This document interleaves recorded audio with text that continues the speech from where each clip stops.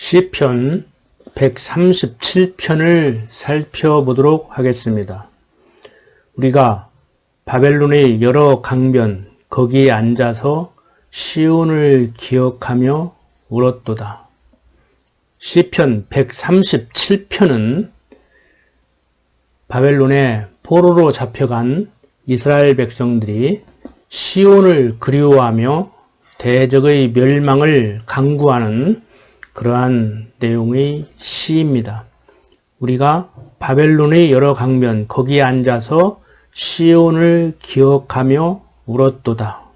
바벨론의 여러 강변 거기에 앉아서 시온을 기억하며 울었다고 하는데, 바벨론 강 여기저기에 이스라엘 백성들이 앉아서 울었겠죠.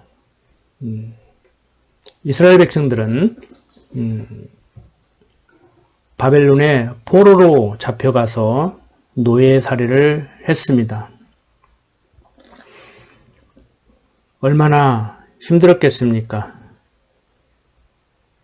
우리 조상들이 일본 식민지 치하에서 고통을 겪었던 건 아무것도 아니었을 겁니다.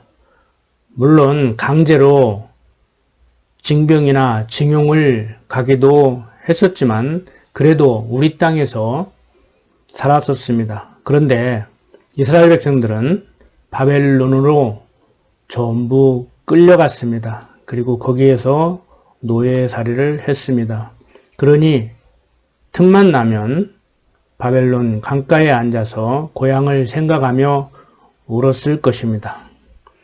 자, 우리가 바벨론의 여러 강변 거기에 앉아서 시온을 기억하며 울었도다.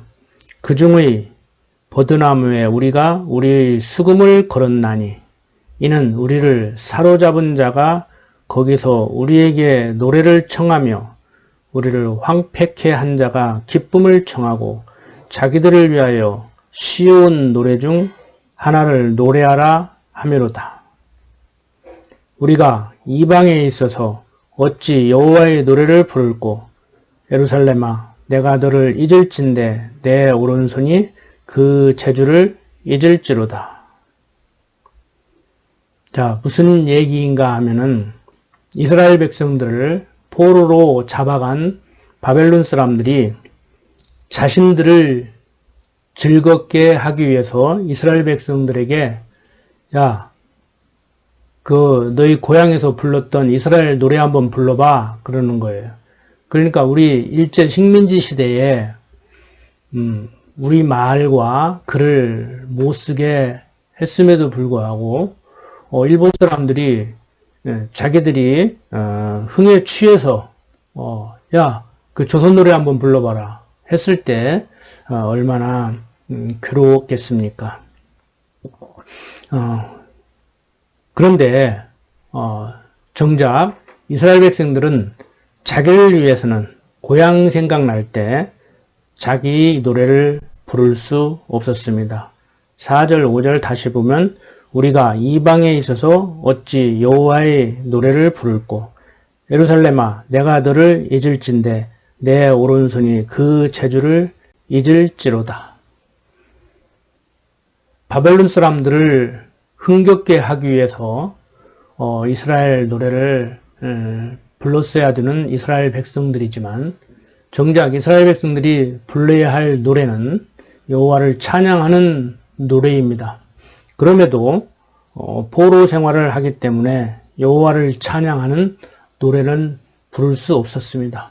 그리고 그 노래를 부르기 위해서 연주해야 되는 악기도 연주하지 못했겠죠. 그러니까 바로 그 악기를 연주할 수 있는 그 재주도 사라지게 되는 것입니다. 바로 이러한 상황을 지금 이렇게 노래하고 있습니다. 자, 6절 계속 봅니다. 내가 예루살렘을 기억지 아니하거나 내가 너를 나의 제일 즐거워하는 것보다 지나치게 아니할진대 내 혀가 내 입천장에 붙을지로다. 그러니까 아무리 포로로 잡혀왔지만 예루살렘을 기억지 아니한다든지 또 하나님 여호와를 찬양하지 않게 된다면은 내 혀가 내 입천장에 붙을 것이라는 거예요. 즉 아무리 포로 생활이 고달프더라도 아무리 포로 처지에서 노예 생활을 한다고 할지라도 하나님을 잊지 말아야 된다는 것이죠. 자, 7절 여호와여 예루살렘이 해 받던 날을 기억하시고 에돔 자손을 치소서 저희 말이 회파라 회파라 그 기초까지 회파라 하였나이다. 이스라엘 백성들이 바벨론에 포로로 잡혀올 때 에돔 사람들이 이스라엘 사람들을 저주했던 거예요. 그래서 지금 시편 기자는 예루살렘 패방 당시 에돔이 예루살렘을 회파하라고 선동한 사실을 근거로 여호와께 에돔 자손을 치시라고 간구를 하는 겁니다. 우리가 일반적으로 원수도 사랑하라고 하는 것이 성경의 계명이다.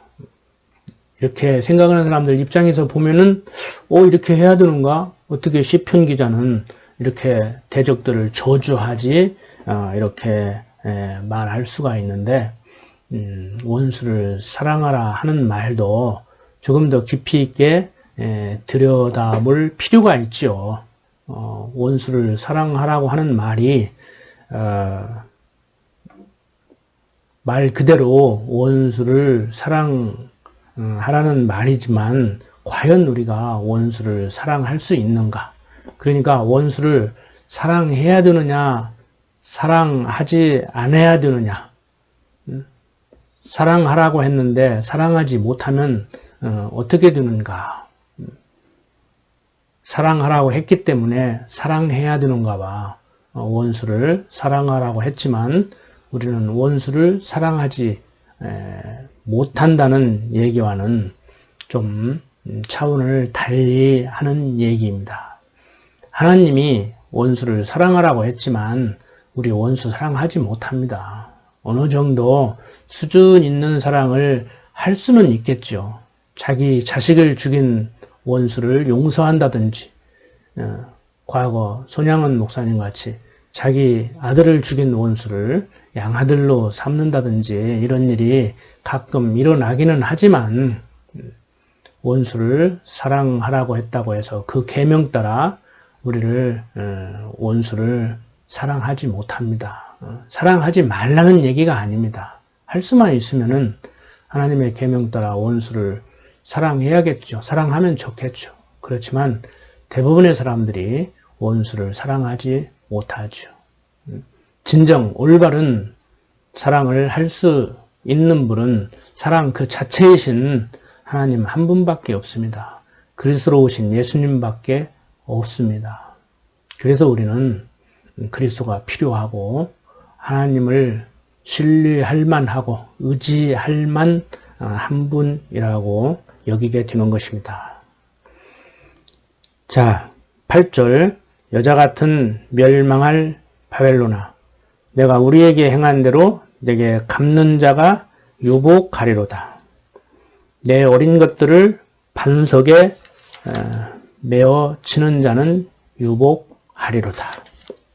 여자 같은 멸망할 바벨론아 내가 우리에게 행한 대로 내게 갚는 자가 유복하리로라고 이렇게 번역을 해놨는데 여자 같은 멸망할 바벨론아 이러니까 여자 같다는 말이 무슨 말인가 이렇게 이해하기 참 어려운데 이 성경 번역 과정에서 좀 무리를 한 것 같습니다.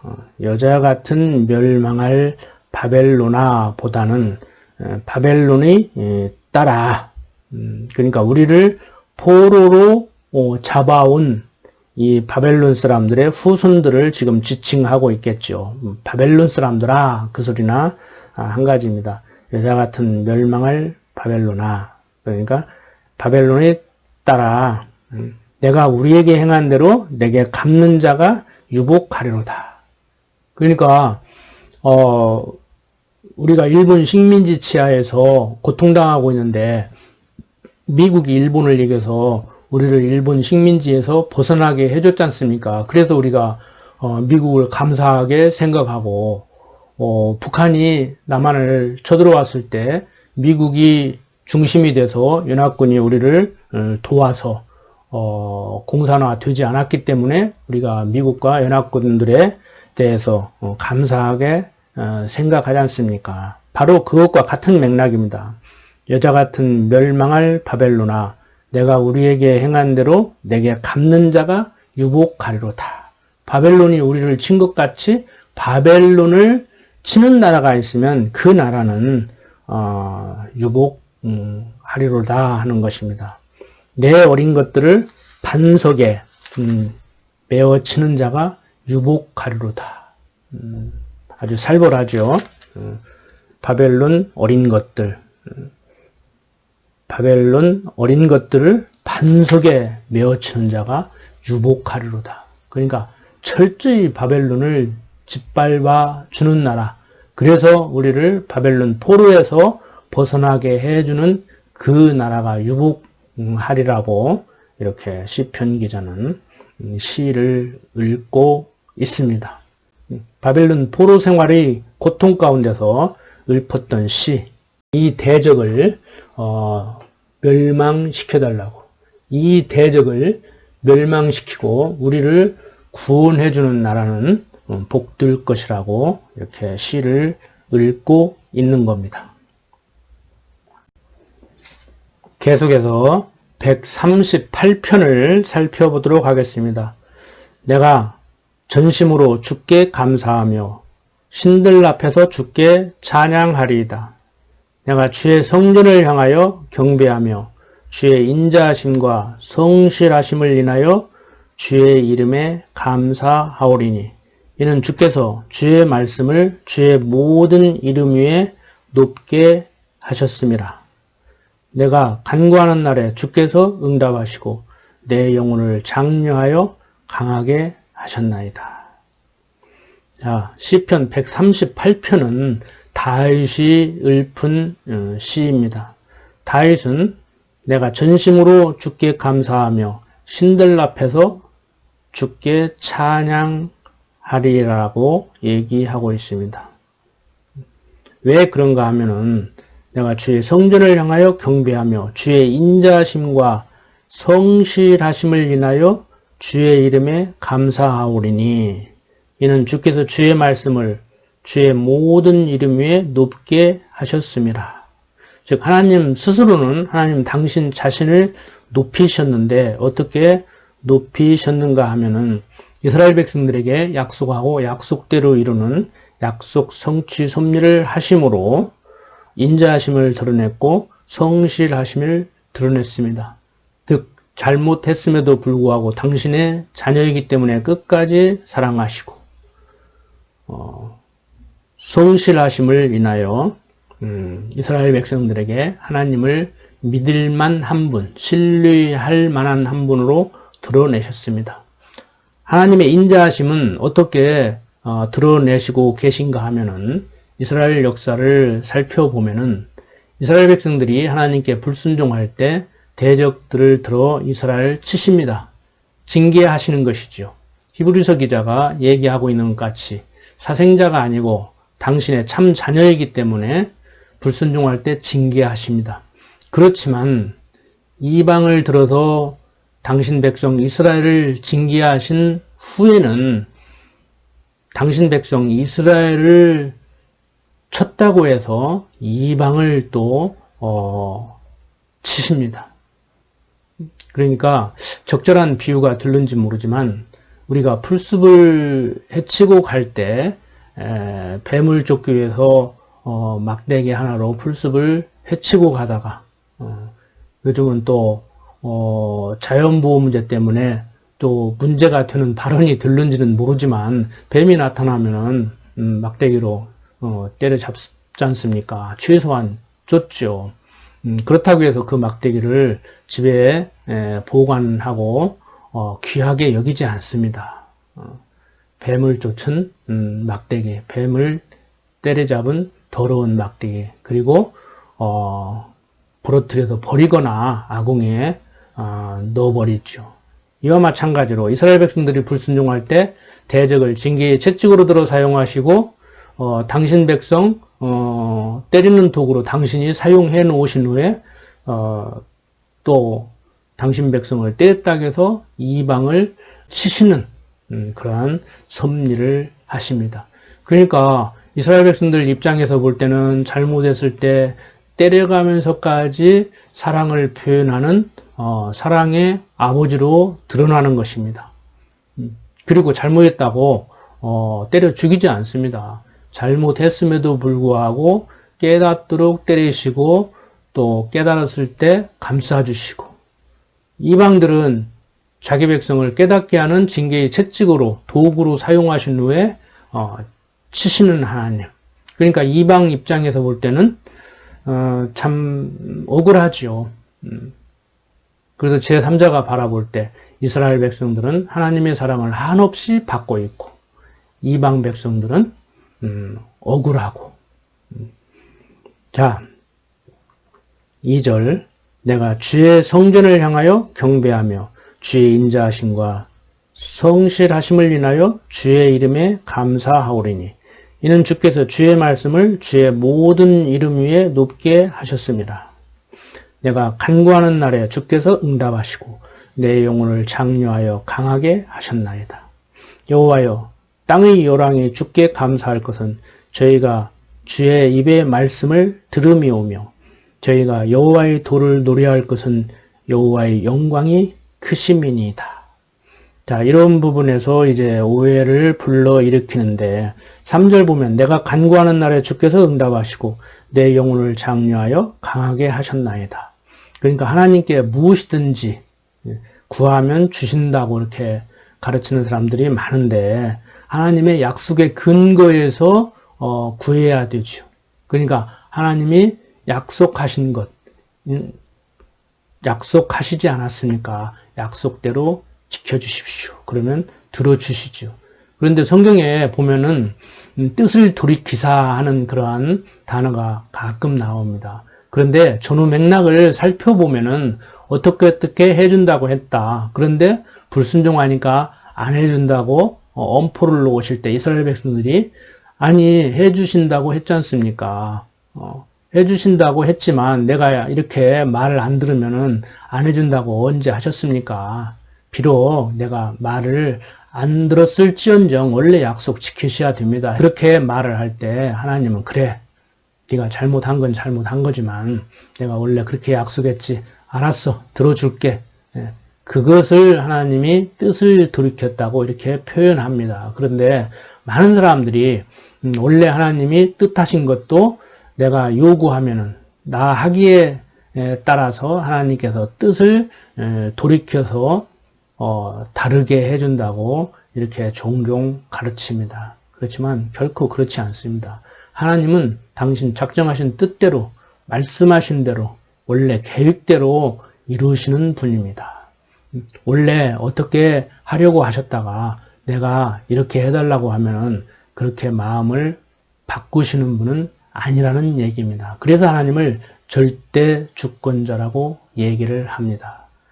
그런데 많은 사람들이 일반적으로 우리가 기도를 얘기할 때 하나님의 주권성은 약화시키고 전능성만을 부각시켜서 이방인들과 같은 기도를 가르치지요. 그건 성경을 그리고 하나님에 대해서 굉장히 오해하게 만들고 신앙을 기복적으로 이렇게 잘하게 만들어줍니다. 조심해야 될 문제입니다. 자, 5절부터 다시 봅니다. 저희가 여호와의 도를 노래할 것은 여호와의 영광이 크심이니이다. 여호와께서 높이 계셔도 낮은 자를 하감하시며 멀리서도 교만한 자를 아시나이다. 내가 환난 중에 다닐지라도 주께서 나를 소성케 하시고 주의 손을 펴사 내 원수들이 노를 막으시며 주의 오른손이 나를 구원하시리이다. 여호와께서 내게 관계된 것을 완전케 하실지라. 여호와여, 주의 인자하심이 영원하오니 주의 손으로 지으신 것을 버리지 마옵소서. 영적인 구원 문제에 있어서 뿐만이 아니라 육신적인 삶도 하나님께서 보호하십니다. 우리를 영원한 나라, 하나님 나라, 천국으로 데려가는 것은 당연한 것이고 하나님 백성이라면 당연히 천국 가게 되어 있는 것이고 이 땅에 사는 동안 우리의 삶도 하나님께서 내가 생각하는 것보다 당신 보시기에 좋은 대로 인도하십니다. 그런데 육신을 가지고 있는 우리는 내 생각대로 안 되면은 잘못됐다고 생각하고 하나님이 도와주지 않는 것 같고 나를 버린 것 같고 안 계신 것 같다고 여기게 되죠. 그런데 나는 이렇게 됐으면 좋겠다고 생각했는데 하나님이 저렇게 살게 하시면은 그게 더 나은 겁니다. 그런데 우리들의 생각에 그게 더 나은 거라고 하나님께서 내가 생각한 것보다 하나님께서 내가 생각하고 있는 그 길보다 더 나은 길로 인도하신다고 생각하지를 않죠. 하나님께서는 다른 데로 인도하시려고 하는데 나는 이 길로 가고 싶을 때 나로 하여금 이 길로 가게 해줘야 하나님께서 살아서 지금도 나를 역사하고 계시다고 참 감사하다고 이렇게 생각하는 것이 대부분의 인간들의 생각입니다. 그래서 기독교가 굉장히 왜곡돼 가고 있는 것입니다. 참 이게 쉽게 이해가 되지 않는 문제입니다. 성경을 통해서 내 인생 내 마음대로 사는 것이 아니고 하나님께서 주신 달란트대로 하나님께서 주신 능력 따라 사는 것이 내가 생각한 그러한 삶보다 훨씬 더 나은 거라는 생각을 해야 되는데 그렇게 생각하지 못함으로 많은 사람들이 고통을 당하고 있습니다. 어떻든 간에 잊지 말아야 될 것은 6절 여호와께서 높이 계셔서 낮은 나를 하감하시며 멀리서도 교만한 자를 아시나이다. 내가 환난 중에 다닐지라도 주께서 나를 소성케 하시고 주의 손을 펴사 내 원수들이 노를 막으시며 주의 오른손이 나를 구원하시리다 하는 이 말씀 꼭 기억하시기 바랍니다. 평생 기억하고 사셔야 될 줄로 압니다. 8절 여호와께서 내게 관계된 것을 완전케 하실지라 여호와여 주의 인자하심이 영원하오니 주의 손으로 지으신 것을 버리지 마옵소서. 하나님은 우리를 절대 버리시지 않습니다. 그리고 때로는 간섭하지 않고 내 마음대로 내 능력 따라 살게 내어버려 뒀으면 하는 생각을 가질 때도 있지만 절대 하나님은 나를 내버려 두시지 않습니다. 여호와 이레 내 인생길 예비해 놓고 임마누엘 함께 하시면서 인도하십니다. 하나님의 섭리하심 따라 우리는 살게 되어 있습니다. 여기에서 벗어나려고 하는 생각 그 자체가 말이 안 되는 기독교 신앙인답지 못한 생각입니다. 하나님께서 내가 생각한 것보다 더 좋은 길로 하나님이 보시기에 좋은 길로 인도하십니다. 우리는 내가 보기에 좋은 길로 가는 것이 아니고 하나님이 인도하시는 길로 살 수밖에 없는 하나님의 사람들입니다. 꼭 기억하시기 바랍니다. 기도합니다. 아버지 하나님, 오늘 또 살아서 역사하시는 하나님의 섭리를 우리가 보게 됩니다. 어떠한 상황 가운데서도 하나님이 함께 하시면서 인도한다는 사실 잊지 않고 살아가게 하여 주시옵소서.